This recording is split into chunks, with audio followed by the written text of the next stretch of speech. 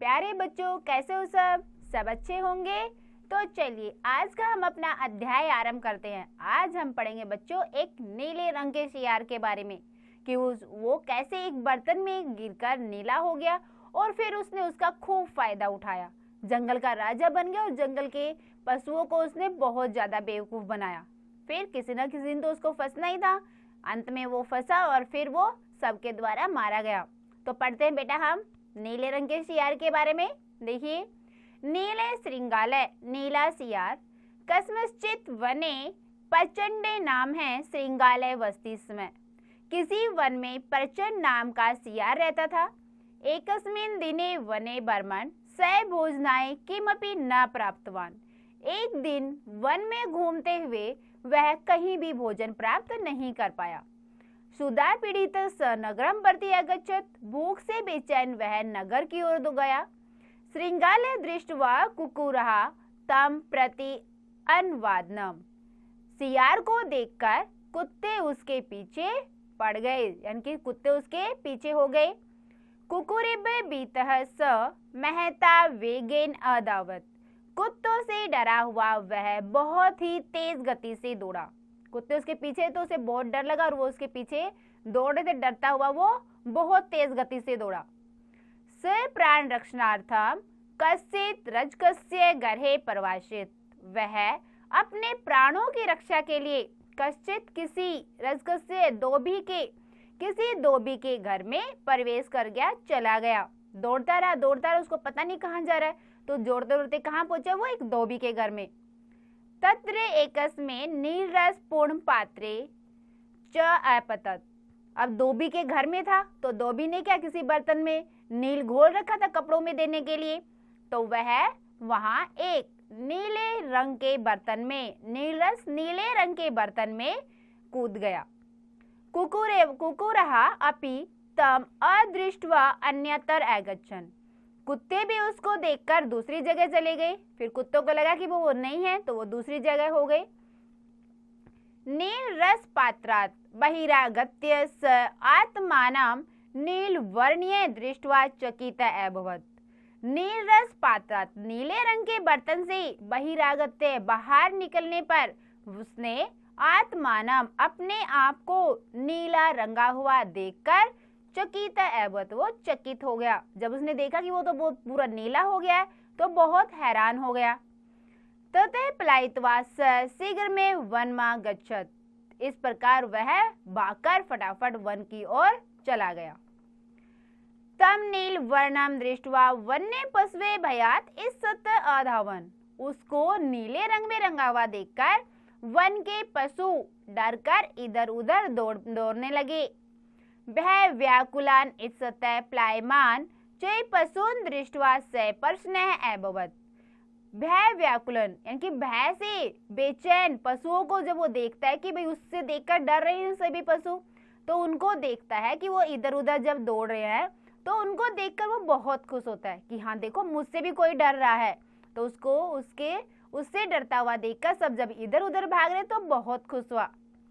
संबोधय प्रचंडवती। तब प्रचंड ने बोला, माम भेसी डरो मत आगच्छन्तु आओ सर्वे मम वचनानि च शृण्वन्तु।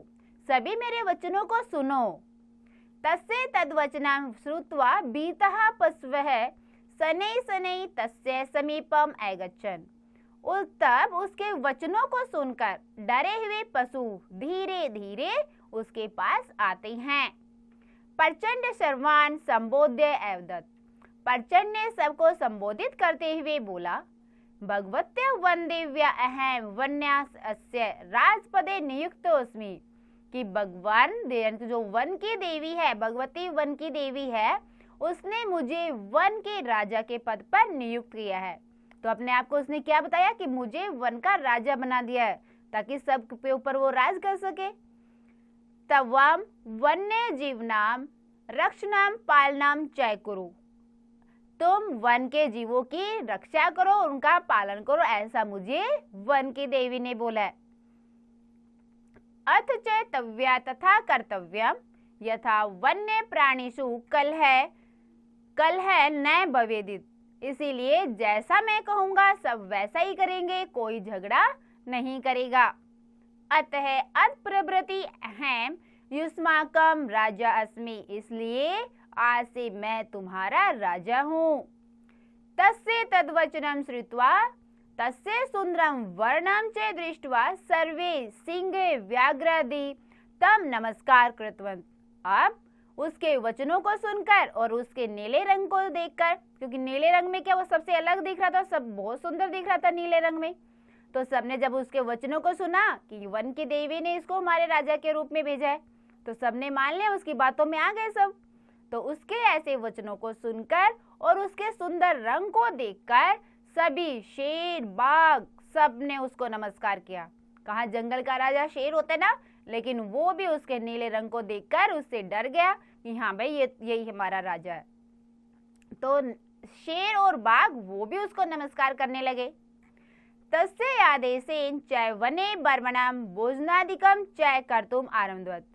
उसके आदेश से ही सभी वन में घूमते थे और भोजन आदि करते थे, यानी जैसे वो आदेश देता फिर सब वैसे ही वन में घूमते और वैसे ही उसके आज्ञा के अनुसार ही भोजन करते।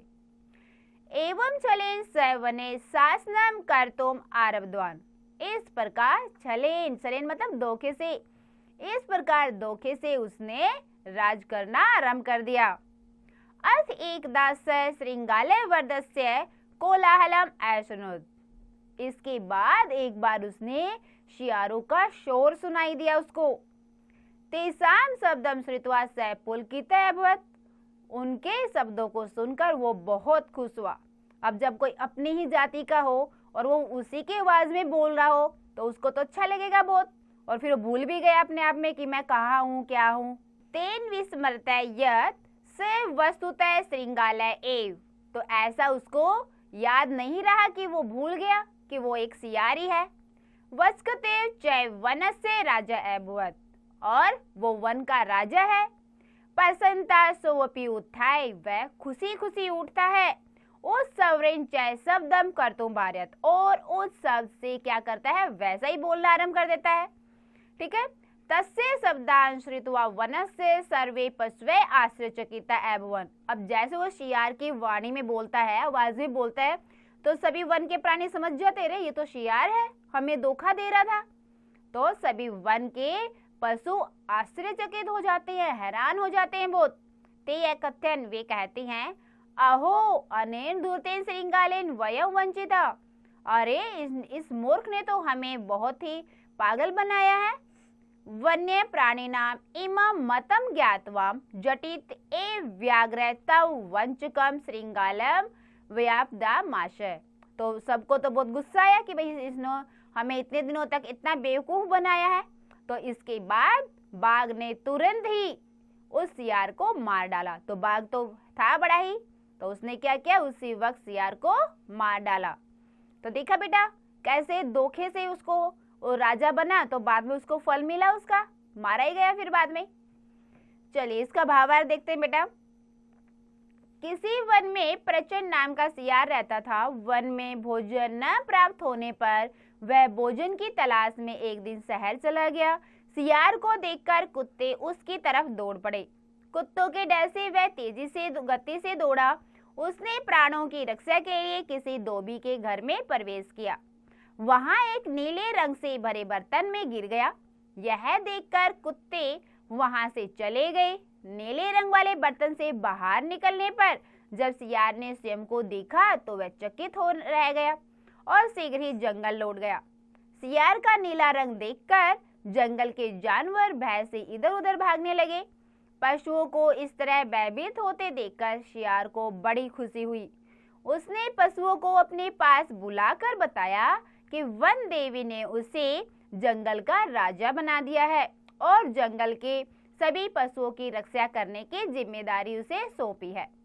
अतः वही अब उनका राजा है। उसकी बात सुनकर शेर, बाघ तथा अन्य सभी पशुओं ने उसे अपना राजा स्वीकार कर लिया। अब सभी उसी के आदेशानुसार चलते थे। इस प्रकार वह नीला सियार छल पूर्वक जंगल का राजा बन गया और पशुओं पर शासन करने लगा। एक बार उसने सियारों की आवाज सुनी। उनकी आवाज सुनकर वह पुलकित हो उठा। उनकी आवाज में आवाज मिलाकर चिल्लाने लगा। यह देखकर सभी पशु उसकी असलियत जान गए कि यह तो एक धूर्त सियार है जो उन्हें इतने दिनों से बेवकूफ बना रहा है। इसके बाद बाघ ने तुरंत ही उस सियार को मार डाला। तो सबको बहुत अच्छे समझ में आया होगा बेटा। तो चलिए अब हम करते हैं इसका अभ्यास कार्य। पहला प्रश्न हमारा है, निम्नलिखित प्रश्नों के उत्तर दीजिए। ठीक है, क्या है देखिए पहला प्रश्न, केब्बे बीत है श्रृंगालय वेगेन ऐदावत। किससे डरा हुआ सियार तेज गति से दौड़ा? तो कौन उसके पीछे दौड़ा था? कुत्ते दौड़ रहे थे। तो क्या आएगा यहाँ पे? कुकुरेब है। ठीक बेटा, ऐसे ही दूसरा प्रश्न है, श्रृंगालय कुत्रे परव्यस्ति। तीसरा है, श्रृंगार वदस्य वचनम श्रुत्वा सैकिमै क्रोध तस्य शब्दानाम श्रुत्वा सर्वे पशवः किमै कथ्यान। आगे है, वन्य प्राणिनः श्रृंगालेन सह किमै क्रोध। तो ये बेटा आपको अपने आप से करने हैं, पाठ आप ध्यानपूर्वक पढ़कर और इनको आप खुद से करेंगे। दूसरा है, रिक्त स्थानों की पूर्ति कीजिए। सुधा पीड़ित श्रृंगालय डैश प्रति गच्छत। भूख से पीड़ित सियार इधर उधर दौड़ा। तो क्या आएगा इसमें? इत सततः, इधर उधर। तो वैसे बेटा आपको ख घ ग ड ये आपको खुद से करने हैं। आगे बेटा तीसरा देखिए हमारे क्या, निम्नलिखित अवतरण का हिंदी अनुवाद कीजिए। जो ये अवतरण दिया गया है इसका आपको हिंदी अनुवाद करना है। जैसे तम नील वर्णम दृष्टवा वन्य पशवे भयात इस सतः आधावन। उसके नीले रंग को देखकर वन के पशु भय से इधर उधर दौड़ने लगे। तो वैसे आपके पूरे अवतरण की आपको हिंदी अनुवाद करना है। भय व्याकुलन इस सतः प्लायमानाम च पशून दृष्ट्वा सपर्शनः अभवत्। सर्वान् संबोध्य प्रचंडवती मां भेषी आगच्छन्तु सर्वे मम वचनानि च शृण्वन्तु। तस्य तद्वचनं श्रुत्वा भीतः पशवः शनैः शनैः तस्य समीपम् आगच्छन्। तो इस अवतरण का बेटा आपको हिंदी अनुवाद करना है।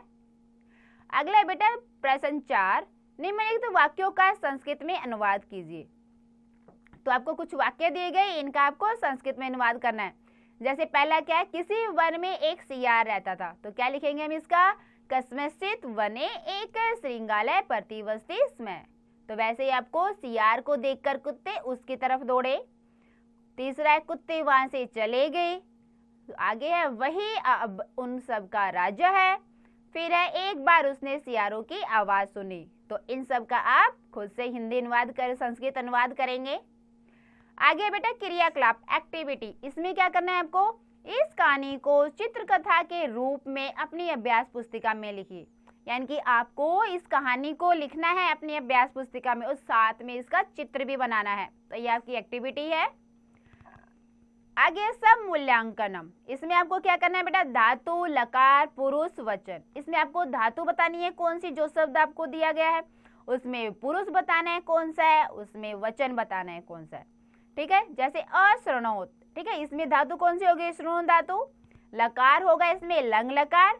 पुरुष होगा यहाँ पे प्रथम पुरुष और वचन होगा यहाँ पर एक वचन। तो वैसे और भी शब्द हैं जैसे कुरु, भवेत, शृण्वन्तु, अपतत। तो इन सब का आपको पूरा पद परिचय देना है। धातु बताएंगे, पुरुष और वचन। आगे बेटा इसमें आपको बताना है कि इस कहानी से आपको क्या शिक्षा मिलती है, कि जो ये कहानी है आपको इससे क्या शिक्षा मिलती है, इसके बारे में आप लिखेंगे। ठीक है, वैसे क्या शिक्षा मिल सकती है इससे आपको, कि कभी भी हमें धोखे में किसी को नहीं रखना चाहिए। कोई भी काम हमें अपना धोखे से नहीं निकालना चाहिए, नहीं तो बाद में क्या है, कुछ दिन बाद तो फंसना ही होता है उसमें, असली तो सबके सामने आएगी। ठीक है बेटा, तो आपने ये पाठ पढ़ा, बहुत अच्छा लगा होगा पाठ पढ़कर, और सबने सबक भी सीखा होगा इससे कि कभी हम धोखे से छल पूर्वक कोई भी अपना कार्य पूरा नहीं करवाएंगे किसी को। तो सबको बहुत अच्छी समझ में आया होगा बेटा। तो आप एक बार और दोबारा से इसका अभ्यास अवश्य करें।